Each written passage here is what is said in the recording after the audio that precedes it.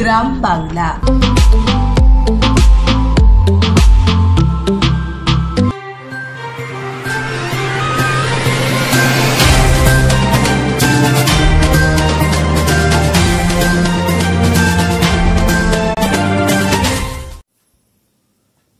গ্রাম বাংলার খোলা ক্লাসরুমে তোমাদের প্রত্যেককেই স্বাগত। আজকের বিষয় দশম শ্রেণীর বাংলা, আফ্রিকা কবিতার দ্বিতীয় পর্ব। সেখানে নিভৃত অবকাশে তুমি সংগ্রহ করছিলে দুর্গমের রহস্য, চিনছিলে জল স্থল আকাশের দুর্বোধ সংকেত, প্রকৃতির দৃষ্টি অতীত জাদু মন্ত্র জাগাচ্ছিল তোমার চেতনাতীত মনে, বিদ্রুপ করছিলে ভীষণকে বিরূপের ছদ্মবেশে, শঙ্কাকে চাচ্ছিলে হার মানাতে, আপনাকে উগ্র করে বিভীষিকার প্রচণ্ড মহিমায় তাণ্ডবের দুন্দুবিনী নাদে। কেমন করে আফ্রিকা মহাদেশটির জন্ম হয়েছে পূর্ববর্তী ক্লাসে সেটি আমরা জেনেছি, যে সভ্যতা সৃষ্টির সূচনা পর্বে স্রষ্টা যখন তার নিজের সৃষ্টির প্রতি সন্তুষ্ট হতে পারছেন না, সেই ভাঙা গড়ার কাল পর্বে রুদ্র সমুদ্রের বাহু তার আগ্রাসন পৃথিবীর পূর্ব প্রান্তের দেশগুলি থেকে বিচ্ছিন্ন করে একটি নতুন মহাদেশের জন্ম দিয়েছিল। সেই নতুন মহাদেশটি হচ্ছে আফ্রিকা। আমরা এও জেনেছি যে ভূপ্রকৃতিগত কারণে আফ্রিকা মহাদেশটি ঘন অরণ্য দ্বারা আবৃত। নিরক্ষীয় অঞ্চলে অবস্থিত হওয়ার জন্য আফ্রিকা মহাদেশে চিরহরিত যে অরণ্য, সেই চিরহরিত অরণ্যের আধিক্য। আর সূর্যের আলো এই ঘন বনস্পতির যে পাতা, সেই পাতা ভেদ করে মাটি পর্যন্ত পৌঁছাতে পারে না বলেই আফ্রিকা মহাদেশটি চির অন্ধকারের দেশ। তো সভ্যতা সৃষ্টির সূচনা লগ্নে যখন মানুষের কাছে প্রকৃতির সমস্ত রকম লীলা অজ্ঞেয় এবং অজানা, সেই সময় আফ্রিকা মহাদেশের মানুষজন প্রকৃতির যে ভয়ঙ্করতা, যে ধ্বংসাত্মক প্রবণতা, সেই ধ্বংসাত্মক প্রবণতা বোঝার চেষ্টা করছিল। আমরা জেনেছি যে নবগঠিত আফ্রিকা একটি চির অন্ধকার দেশ। তো সেই চির অন্ধকার মানেই অনেকটা রহস্যময়। তাই সেই রহস্যময় মহাদেশের মানুষজন নিভৃতে অর্থাৎ একান্তে কি সংগ্রহ করছিল না, দুর্গমের রহস্য, যা আমাদের জানার বাইরে, যাকে আমরা বুঝতে পারি না, যাকে আমরা চিনতে পারি না, যা আমাদের কাছে ভয়ের, তাই তো দুর্গম। অর্থাৎ সহজ সরলভাবে যা আমাদের কাছে ধরা পড়ে না, তাই আমাদের কাছে রহস্যময়। তো সভ্যতা সৃষ্টির সূচনা লগ্নে আফ্রিকার আদিম অধিবাসী যারা, তারা কি করছিল না, তারা প্রকৃতির যে লীলা, সেই প্রকৃতির লীলাগুলোকে জানার এবং বোঝার চেষ্টা করছিল। সেই সময় যেহেতু ভাঙা গড়ার কাল, সেই জন্যই বিভিন্ন প্রাকৃতিক বিপর্যয় বারে বারেই কিন্তু লেগেছিল। এই বন্যা হচ্ছে, সমস্ত কিছু বন্যাতে ধুয়ে মুছে সাফ হয়ে যাচ্ছে। তো কিছুদিন পরেই প্রবল ঘূর্ণিঝড়, কখনো মাটি কেঁপে উঠছে। আর যেহেতু আফ্রিকা মহাদেশটি ঘন অরণ্য দ্বারা আবৃত, তাই মাঝে মধ্যেই দাবানল লেগেই ছিল। তাহলে কখনো বন্যা, কখনো প্রবল ঝড়, কখনো ভূমিকম্প, কখনো দাবানল, এই সমস্ত প্রকৃতির যে ধ্বংসাত্মক লীলা, সেই লীলায় বারে বারেই আফ্রিকার জনজীবন বিপর্যস্ত হয়েছে। মানুষ কি করছিল না, প্রথম দিকে এই সমস্ত প্রকৃতির যে লীলা বা প্রকৃতির যে বিপর্যয়, সেগুলিকে কোনো অপদেবতার কাণ্ড বলে তারা মনে করত, তারপর ভয় পেত। ধীরে ধীরে কি হলো না, ধীরে ধীরে তারা এই ভয়টিকে জয় করার চেষ্টা করলো, তারা জানার চেষ্টা করলো, বোঝার চেষ্টা করলো যে কেন বন্যা হয়, কেন ঝড় হয়, বা দাবানল কেন হয়। তার জানা এবং বোঝার সাথে সাথে তারা আর যেটি চেষ্টা করলো সেটি হচ্ছে যে প্রকৃতির এই দুর্বোধ সংকেতগুলিকে অনুধাবন করার চেষ্টা। অতিবৃষ্টি বন্যার জন্ম দেয়,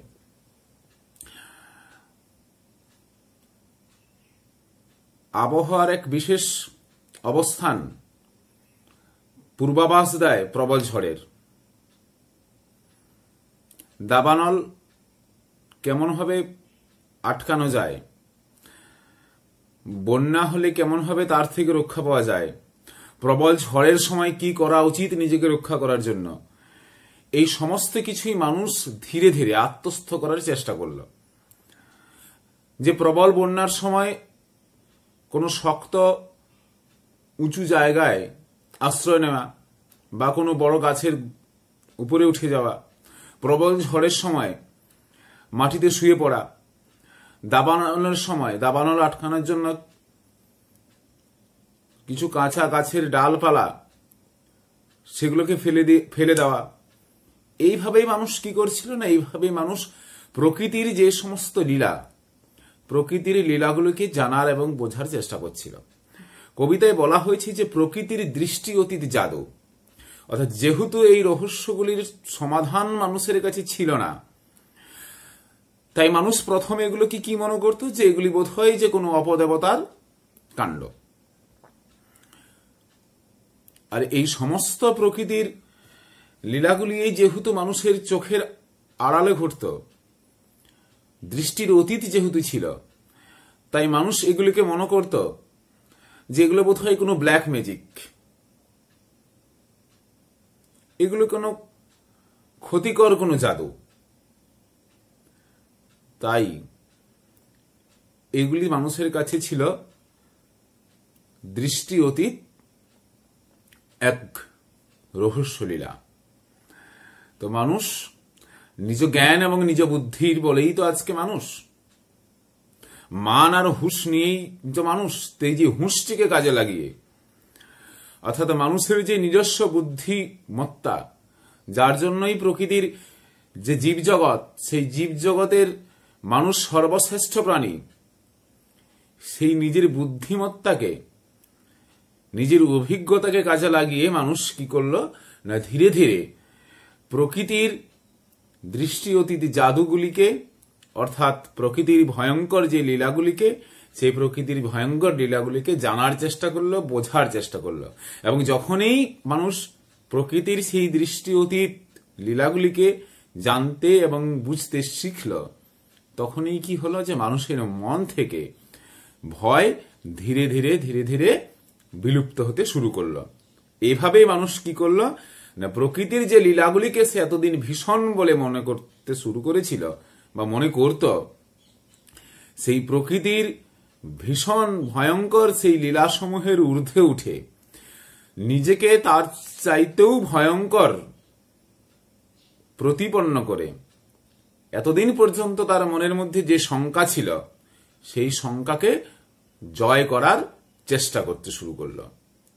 কেমন হবে না, প্রকৃতির লীলাগুলির চাইতেও নিজেকে আরো বেশি উগ্র করে।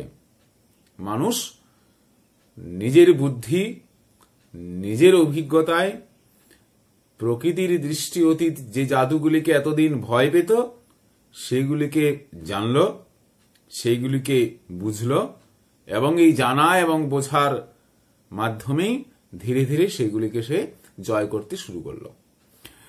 হায় ছায়াবৃতা, কালো ঘোমটার নিচে অপরিচিত ছিল তোমার মানবরূপ উপেক্ষার আবিল দৃষ্টিতে।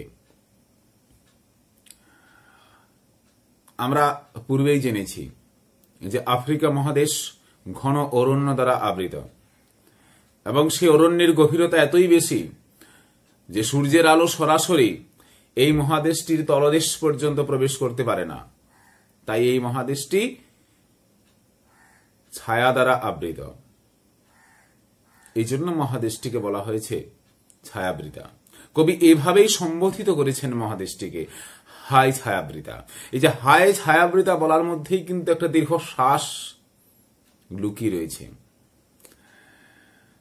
কবিতার এই পর্বে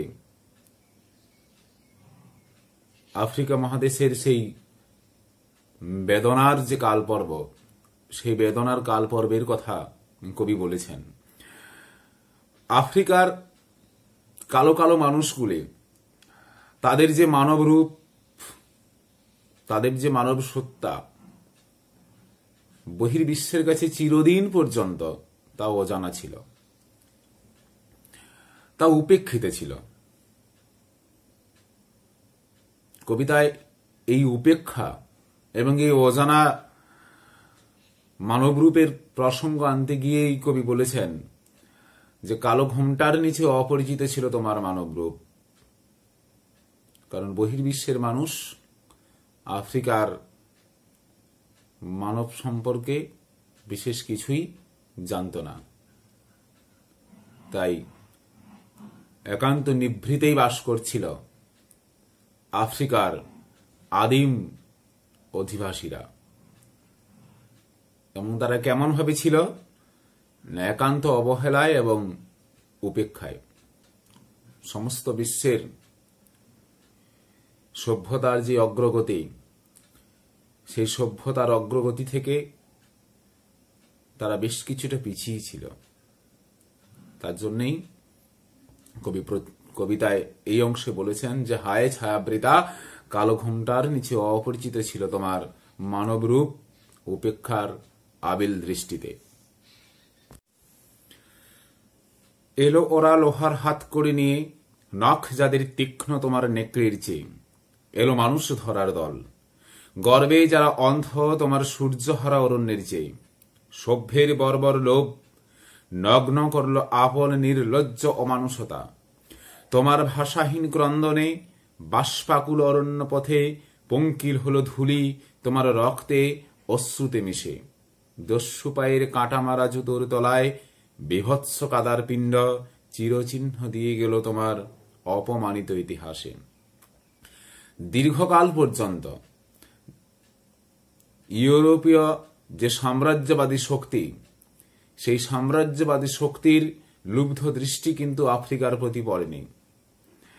তারা এশিয়ার অন্যান্য দেশগুলির প্রতি যতটি লুব্ধ ছিল, ততটা লুব্ধ কিন্তু তারা আফ্রিকার প্রতি ছিল না। কিন্তু একদিন তাদের দৃষ্টি আফ্রিকার প্রতি পড়ল।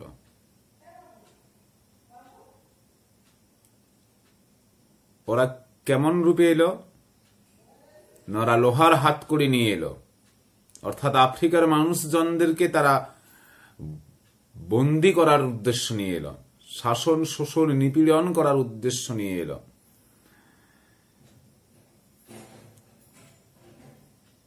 তাই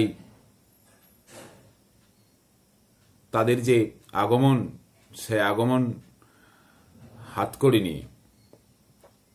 এবং তাদের প্রকৃতি কেমন না, আফ্রিকা মহাদেশে প্রচুর হিংস্র জন্তু জানোয়ার রয়েছে, নেকড়ে রয়েছে। সেই নেকড়ের ভয়ঙ্কর যে নখ, সেই নখের চেয়েও তাদের মন আরো বেশি ভয়ঙ্কর, আরো বেশি হিংস্র। তাদের যে হিংস্রতা এবং তাদের লুব্ধতা বোঝাতে গিয়েই বলা হয়েছে যে আফ্রিকার ভয়ঙ্কর নেকড়ের চাইতেও, নেকড়ের যে নখ, সেই নখের চাইতেও হিংস্র তাদের মানসিকতা।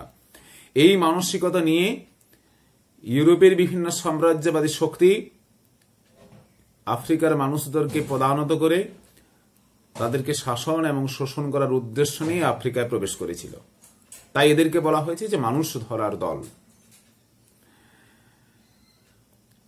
এরা নিজেদের সভ্য বলে দাবি করত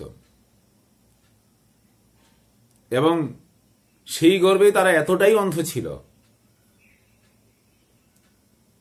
যে আফ্রিকার যে ঘন অরণ্য, সেই আফ্রিকার ঘন অরণ্যে সূর্যের আলো পর্যন্ত প্রবেশ করতে পারে না, তার চাইতেও তাদের ঔদ্ধত্য ছিল আরো বেশি। তারা নিজেদেরকে এত বেশি উন্নত এবং এত বেশি আধুনিক মনে করত, সেই আধুনিকতা এবং উন্নত জীবনযাত্রা তার গর্বে তারা এতটাই অন্ধ যে আফ্রিকার কালো কালো মানুষগুলিকে তারা মানুষ বলেই মনে করত না। তাই তাদেরকে পদানত করে তারা কৃতদাসে পরিণত করেছিল। এবং আমাদেরকে শিহরিত হতে হয় এটা ভেবেই যে বন্য জীবজন্তু তাদের সাথে মানুষ যেমন আচরণ করে, পশুর সাথে মানুষ যেমন আচরণ করে, এই সভ্য ইউরোপিয়ানরা আফ্রিকার জনজাতির উপর একই আচরণ করত। তাদেরকে তারা কৃতদাসে পরিণত করত এবং নির্বিচারে অত্যাচার এবং নির্বিচারে তাদেরকে অবহেলা করত। দাসত্ব আফ্রিকার মানুষদের স্বীকার করতেই হয়েছিল, কারণ ক্ষমতায় তারা ওই লুব্ধ সাম্রাজ্যবাদী ইউরোপিয়ানদের সাথে পারেনি। তাই আফ্রিকার মানুষজন ইউরোপিয়ান যে সমস্ত সাম্রাজ্যবাদী শক্তি তাদের লুব্ধতায় অত্যাচারিত, পীড়িত হয়েছিল। তাদের অত্যাচারের যে যন্ত্রণা,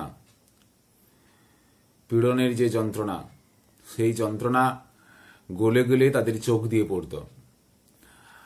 আর তাদেরকে বসে রাখার জন্য ওই অত্যাচারী সাম্রাজ্যবাদী শক্তি কাটা মারা জুতো পরে তাদের পিঠে যখন লাথি মারত বা চাবুক দিয়ে যাদের পিঠে যখন আঘাত করত, তখন সেখান থেকে ঝরে ঝরে রক্ত পড়ত। সেই রক্ত, ঝরে পড়া রক্ত এবং বেদনার অশ্রু মিশে গিয়ে আফ্রিকার ধুলোকে সিক্ত করেছিল। আর আফ্রিকার ঘন অরণ্যের পথে পথে এই অত্যাচারিত মানুষগুলির বেদনার যে বাষ্প, সেই বেদনার বাষ্প ঘুরে ঘুরে বেড়াত। এভাবেই আফ্রিকার পরাধীনতার ইতিহাস শুরু হয়েছিল। এই ইতিহাস অপমানের ইতিহাস, এই ইতিহাস অগৌরবের ইতিহাস, অন্যদের হাতে পীড়িত হওয়ার ইতিহাস। এ লজ্জা মুখ ঢাকার। তাই বলা হয়েছে এটি হচ্ছে একটি অপমানের ইতিহাস। গ্রাম বাংলার খোলা ক্লাসরুমে অংশগ্রহণের জন্য তোমাদের প্রত্যেককে ধন্যবাদ। পরবর্তী ক্লাসের জন্য তোমরা চোখ রাখো গ্রাম বাংলার যে চ্যানেল, সেই চ্যানেলে। ধন্যবাদ।